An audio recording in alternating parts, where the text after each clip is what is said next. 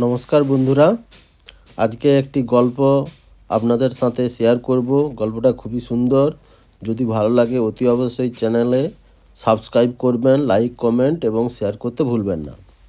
গল্পটির নাম হলো পাখির রাজা। অনেক দিন আগে বনে একটি পাখি বাস করত। তাকে পাখিদের রাজা বলা হতো। দীর্ঘদিন ধরে সে খাবার জোগাড় করতে পারেনি। তখন অন্য বন্ধুকে নিয়ে হিমালয়ের দিকে যাওয়ার কথা ভাবল। হিমালয়ে যাওয়ার পথে তারা একটা সুন্দর গাছ দেখতে পেল। সেখানেই থাকবে বলে তারা ঠিক করলো। পরের দিন সকালে রাজা পাখি অন্য পাখিদের আদেশ করলো তারা যেন খাবারের সন্ধানে বের হয়। পাখিরা কথা মতো নানা দিকে উড়ে গেল। একটা ছোট্ট পাখি বেশি দূর উড়তে পারেনি। সে একটি গাছ দেখে তার উপর বসলো। গাছটা ছিল একটা রাজপথের পাশে। একটু বাদে এসে সে দেখতে পেল একের পর এক গরুর গাড়ি চলেছে পথ দিয়ে। প্রত্যেক গাড়িতে আছে খাদ্যের দানা। সে ভাবলো কিছুটা খাবারের কণা যদি জোগাড় করা যায় তাহলে আর চিন্তা থাকবে না। সে দেখতে পেল পথে অনেক খাদ্যের দানা ছড়িয়ে ছিটিয়ে পড়ে আছে। গরুর গাড়ির গাড়োয়ান সেটা দেখতেই পায়নি। এই ব্যাপারটা দেখে ছোট্ট পাখিটা খুবই খুশি হলো। সে ভাবলো আজ পেট ভরে দানা খাবে। সে রাজার কাছে পৌঁছে গেল। বন্ধুদের কাছে এই খুশির খবর পৌঁছে দিতে গেল।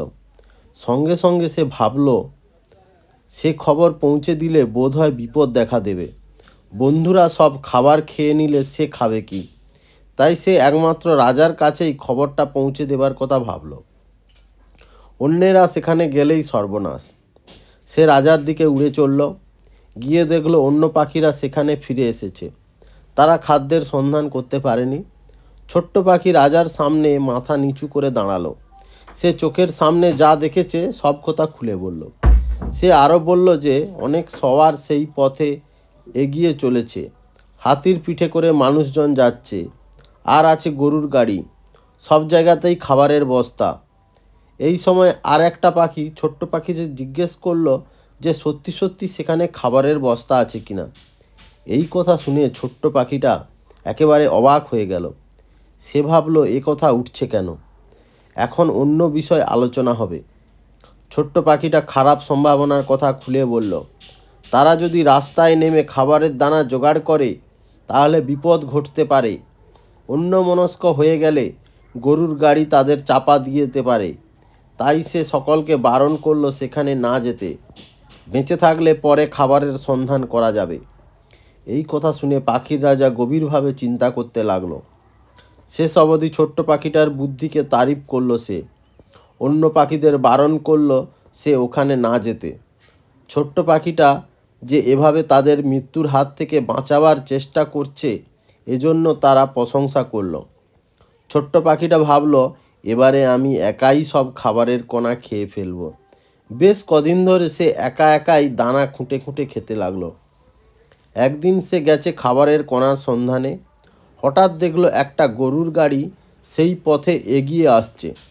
সে ভাবলো গাড়িটা আসার আগেই সে তার উদরপূর্তি করতে পারবে।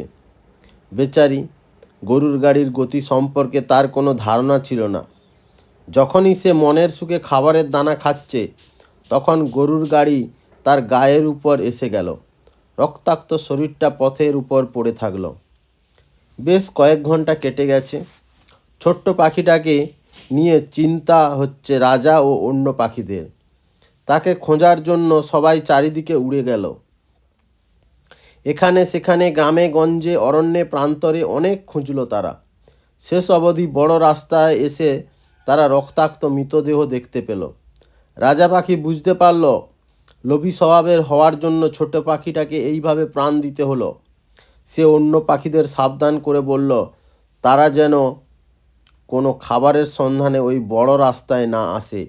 এই ঘটনাতে অন্য পাখিরা যথেষ্ট সাবধান হয়ে গেল। রাজার কথায় কান দিল তারা। সুখে শান্তিতে গাছের ডালে বসবাস করতে লাগলো তারা। তো বন্ধুরা, এই গল্প থেকে আমরা এই উপনীত হতে পারি যে অতিলোভ করা ভালো নয়। অতিলোভ করলে কিন্তু পস্তাতে হয়, আর লোভ করলে কিন্তু শেষে মৃত্যুবরণও হতে পারে। এখানে যেমন পাখিটার মৃত্যু হয়েছে। তো ধন্যবাদ বন্ধুরা, গল্পটি ভালো লাগলে অতি অবশ্যই আমার এই চ্যানেলটিকে সাবস্ক্রাইব করবেন এবং লাইক কমেন্ট শেয়ার করতে ভুলবেন না। তো পরবর্তী ভিডিওতে আসছি। পরবর্তী ভিডিও আমরা পরের দিন নিয়ে আসবো। পরের দিনের ভিডিও আছে শিয়ালকর্তা ও গিন্নির বুদ্ধি। ধন্যবাদ।